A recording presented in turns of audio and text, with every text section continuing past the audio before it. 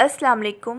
पुरानी कहानियाँ और दिलचस्प किस्से देखने के लिए मेरे चैनल को कर दें सब्सक्राइब और साथ दिए गए बेल आइकन को लाजमी प्रेस करें ताकि आपको मेरी आने वाली हर न्यू वीडियो वक्त पर मिल सके। जज़ाकल्लाह।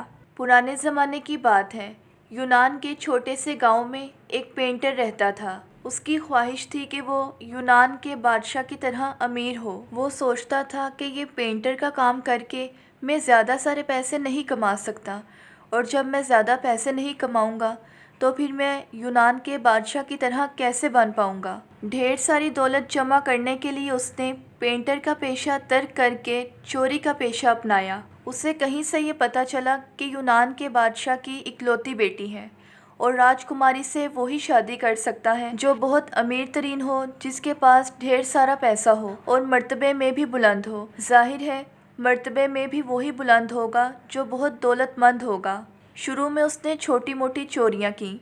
जूं वो अपने चोरी के काम में महारत हासिल करता गया, वैसे ही इसी के साथ साथ वो बड़े बड़े हाथ मारने लगा और इसी तरह वो चोरी करने में इस कदर चालाक हो गया कि उसका नाम ही चालाक चोर पड़ गया। अब उस चालाक चोर ने इस बात का भी पता लगा लिया था कि बादशाह का ख़जाना कहाँ रखा है। हैरत की बात यह थी कि उसने बादशाह का आधा ख़जाना लूट भी लिया था और अब वो अमीर आदमियों वाली ज़िंदगी गुजार रहा था। मगर उधर बादशाह निहायत फ़िक्रमंद था क्योंकि उसका आधा ख़जाना चोरी हुआ था। एक दिन बादशाह ने अपने मशीरों को बुलाया और उनसे चोर को पकड़ने के बारे में मशवरा किया कि आखिर वो कौन चोर है जो मेरा आधा ख़जाना लूट कर ले जा चुका है। उन मशीरों ने बादशाह को चोर को पकड़ने की 3 तरकीबें बताईं और बादशाह से कहा कि इन 3 तरकीबों में से किसी एक न एक के ज़रिए वो चोर ज़रूर पकड़ा जाएगा।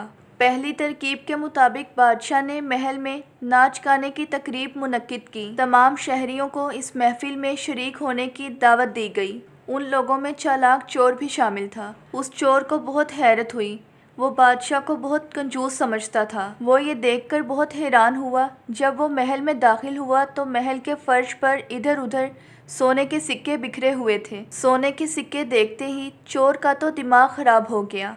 वो फ़ौरन गया, उसने अपने जूतों के नीचे चिपकने वाला मादा लगा लिया जिसकी मदद से वो सोने के सिक्के उसके जूतों के साथ चिपक जाते। अब वो इन सिक्कों पर नाचने लगा। इसी तरह एक एक करके बहुत से सोने के सिक्के उसके जूतों के साथ चिपक गए और किसी को भी इतने रश में ये पता न चल सका कि सिक्के कहाँ गए। बादशाह को अपने मशीरों पर बेहद गुस्सा आया कि उनकी तरकीब किसी काम की न थी। फर्श पर बिखरे बहुत से सिक्के गायब हो चुके थे लेकिन चोर नहीं पकड़ा गया। मशीर बादशाह से कहने लगे, बादशाह सलामत, दूसरी तरकीब से वो चोर ज़रूर पकड़ा जाएगा। दूसरी तरकीब के मुताबिक फिर एक नाच गाने की महफिल मुनक्किद की गई। महफिल ख़त्म होने के बाद तमाम मेहमानों को राजमहल में ही सोने के लिए कहा गया।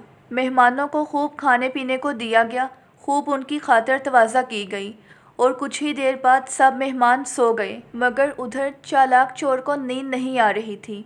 उसका दिल कर रहा था कि वो बादशाह की बेटी राजकुमारी से मुलाकात करे। उसने राजकुमारी से मिलने का फ़ैसला किया और वो राजकुमारी की ख्वाबगाह में जा पहुंचा। उसने ख्वाबगाह में दाखिल होकर आहिस्ता से आवाज़ दी, राजकुमारी, क्या आप सो गई हैं? राजकुमारी उसकी आवाज़ सुनकर हैरान हो गई। वो पूछने लगी, तुम कौन हो और इस तरह छुपकर मेरे कमरे में आने की तुम्हारी हिम्मत कैसे हुई? चालाक चोर बोला, राजकुमारी, मैं तो आपको सिर्फ इतना बताने आया हूँ कि आप बहुत खूबसूरत हैं। ये कहते ही चोर ने कमरे में जलती हुई शमा बुझा दी और पूरे कमरे में अंधेरा छा गया। राजकुमारी उठकर बैठ गई मगर उसे अभी तक अपनी तारीफ़ करने वाला दिखाई नहीं दे रहा था। राजकुमारी अपनी तारीफ़ सुनकर बहुत खुश हुई और अब वो सोच में पड़ गई कि ये वही चालाक चोर है। उसने चोर को अंदर आने को कहा तो वह फ़ौरन अंदर आ गया। राजकुमारी कहने लगी, तुम पहले आदमी हो जिसने मेरी इस तरह से तारीफ़ की है और मैं तुम्हें इस तारीफ़ करने का एक इनाम देना चाहती हूँ। तुम उस इनाम को हमेशा याद रखोगे। चालाक चोर राजकुमारी की इस बात को ना समझ सका। राजकुमारी बोली, कमरे में बहुत अंधेरा है, पहले रोशनी तो करो। चालाक चोर ने फ़ौरन जवाब दिया, राजकुमारी, محل کے تمام دربان سو رہے ہیں اور شمع جلانے کا کوئی انتظام نہیں۔ راجکماری نے آگے بڑھ کر چالاک چور کے ماتھے پر چوم لیا۔ بوسہ لیتے وقت راجکماری نے چور کے ماتھے پر ایک خاص رنگ سے نشان بنا دیا اور کہا، یہی تمہارا انعام ہے۔ پھر وہ بولی، اس سے پہلے کہ تمہیں یہاں کوئی دیکھ لے تم یہاں سے چلے جاؤ۔ چالاک چور فوراً وہاں سے چلا گیا۔ وہ یہی سمجھ رہا تھا کہ راجکماری نے پیار کا بوسہ اسے انعام کے طور پر دیا ہے، مگر اسے یہ بات معلوم نہیں تھی کہ پیشانی پر ایک مخصوص رنگ سے نشان بھی بنا دیا گیا ہے۔ اب چالاک چور کو خوشی کے مارے نیند نہیں آ رہی تھی۔ وہ تمام لوگوں کے اٹھنے سے پہلے ہی اٹھ گیا۔ جب اس نے خود کو آئینے میں دیکھا تو اسے اپنی پیشانی پر ایک رنگ کا نشان نظر آیا، تو وہ راجکماری کی چال کو فوراً سمجھ گیا۔ اس کے بعد وہ پھر دھیرے سے راجکماری کے کمرے میں داخل ہوا۔ اس نے وہاں دیکھا کہ میز پر ایک نیلے رنگ کی شیشی پڑی ہے۔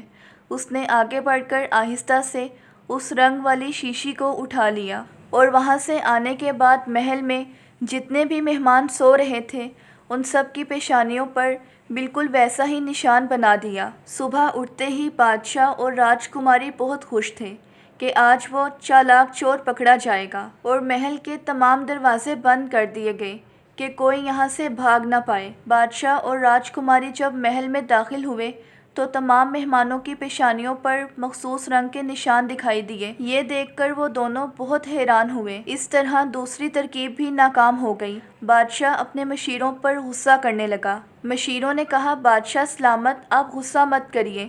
تیسری ترکیب میں وہ چور بچ کر نہیں جائے گا۔ تیسری ترکیب یہ ہوگی کہ راجکماری کے کمرے کے نیچے تہہ خانے بنا دیے جائیں اور اسے اس طرح سے ڈھانپ دیا جائے کہ کسی کو اس کی خبر نہ ہو۔ جب چالاک چور راجکماری کے کمرے میں داخل ہوگا وہ سیدھا تہہ خانے میں گرے گا اور پھر تہہ خانے سے باہر نکلنا اس کے لیے مشکل ہو جائے گا۔ بادشاہ کو یہ ترکیب بہت پسند آئی۔